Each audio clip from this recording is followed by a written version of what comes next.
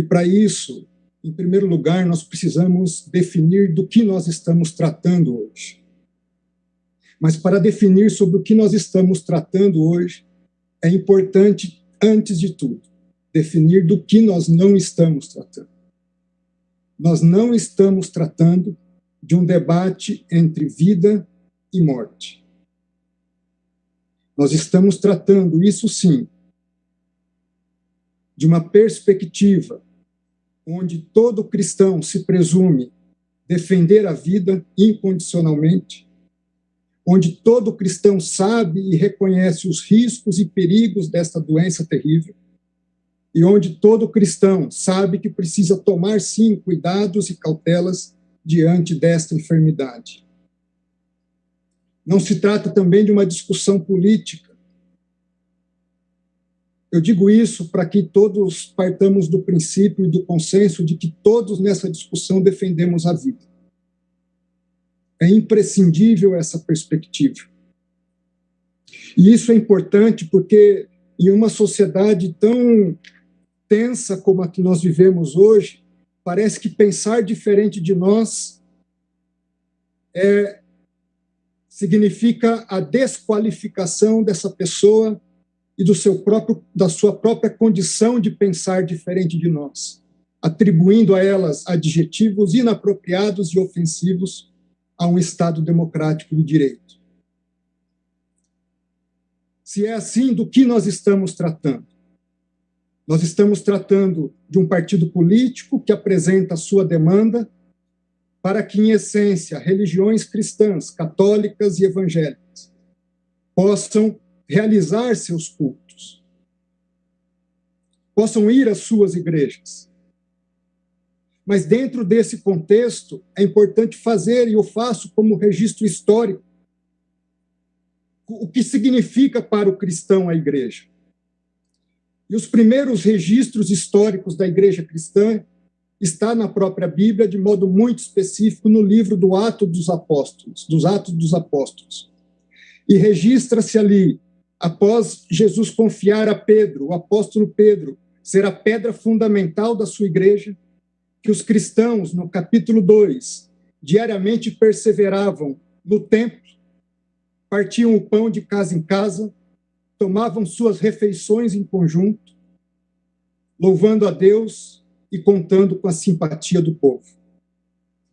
Mais adiante, no capítulo 5 de Atos, diz que para ali também iam outras pessoas de outras cidades. Porém, levantando-se o sumo sacerdote e todos os que estavam com ele, prenderam os apóstolos e os recolheram à prisão. Digo isso porque ser cristão, na sua essência, é viver em comunhão, não apenas com Deus, mas também com o próximo. Ser cristão é estar junto ao próximo, é ter compaixão do próximo. E ter compaixão é chorar junto, lamentar junto, dar o suporte necessário para os momentos em que aqueles que se aproximam possam superar as suas dificuldades. Dentro desse contexto, a comunidade cristã, ela nasce, cresce e até os dias de hoje existe, não apenas para um ato de adoração a Deus, mas para um compartilhar comunitário de vidas, de experiências, de alegrias, de tristezas, de sentimentos, de dores, de esperança e de amor. À luz do cristianismo, sem compaixão, não há culto a Deus. Sem vida em comunidade, não há cristianismo. Do contrário, nós estaríamos tratando da mera expectativa de uma reunião de pessoas para se ajuntar em determinado momento do seu dia e das suas vidas. Tanto não é isso que Jesus Cristo, conforme relata São Mateus, disse: por onde estiverem 2 ou 3 reunidos em meu nome, ali eu estarei no meio deles. Se é assim, de modo mais prático, do que é que nós estamos tratando? Nós estamos tratando da seguinte discussão: se em momentos de calamidades públicas, o que prevalece é a Constituição ou valem outras regras? Se nós podemos suprimir direitos fundamentais, sem o respeito às normas previamente estabelecidas pelo poder constituinte. Se nós podemos fazê-lo, independente da decretação de medidas excepcionalíssimas, como estados de defesa e de sítio, e aqui registro, não os defendo, não é o caso de medidas como essa. A verdade é que sabemos, sim, que o Supremo Tribunal Federal delegou aos estados o poder de estabelecer medidas restritivas às atividades da comunidade. Mas até que ponto essa delegação foi um cheque em branco? O governador e o prefeito pode fazer qualquer medida sem sequer passar pelo poder legislativo local?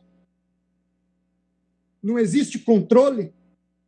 Não se tem que respeitar proporcionalidade? Não se impedem medidas autoritárias e arbitrárias?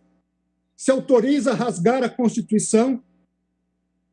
Se autoriza a prender um vendedor de água ambulante e espancá-lo no meio da rua? Enquanto em grandes supermercados isso é feito legitimamente?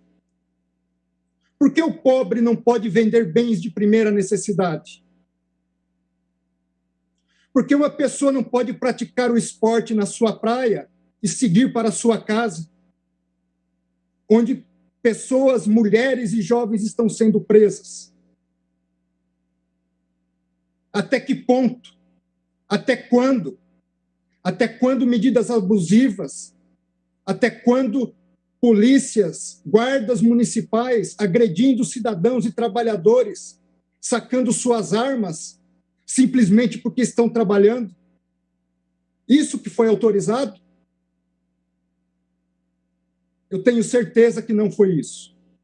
Eu tenho certeza que há limites e que o Supremo Tribunal Federal não deu um cheque em branco a governadores e a prefeitos.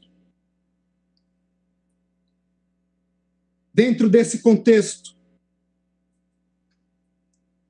permitam-me fazer um parêntese, não só agressões a trabalhadores, medidas de toque de recolher. Medida de toque de recolher é incompatível com o Estado democrático de direito. Medida de toque de recolher não é medida de prevenção à doença, é medida de repressão própria a estados autoritários.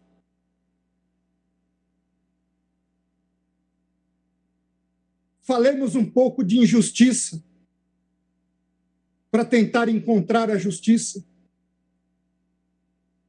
Tanto é injusto fechar-se templos e atividades religiosas, que a Suprema Corte dos Estados Unidos, em 2 precedentes, disse isso ser inconstitucional. Um deles citado brilhantemente pelo ministro Gilmar Mendes.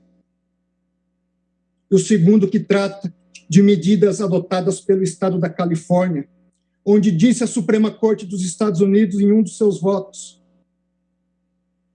há 4 razões alegadas pelo Estado para proibir os atos religiosos.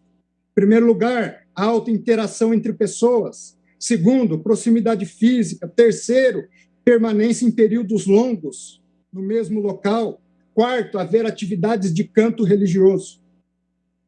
Diz a Suprema Corte, ninguém duvida que esses fatores podem aumentar o risco. Ninguém duvida que há um interesse público em diminuir esse risco.